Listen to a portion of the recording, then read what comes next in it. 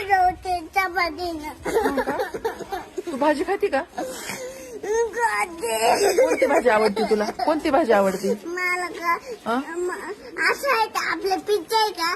Pizza? हा कोणी सांगितलं तुला खायचं ना तू. खायचं? पिझ्झा? हा पिझ्झा नसतो बाई शाळेत. मग कुठे आता संग मिळालं का? आपल्या शाळेत ना भात असतो, मसाले भात, आमटी भात. मी नाही खात मॅडम, माझं रे भात. का बरं? घरी गेलो ना मॅगी खाते मॅडम. मी चिंगम नाही खात आता. मी तुला सांगितलं ना त्या दिवशी चिंगम नाही खायचं. मी कुठे खायचे? नाही ना?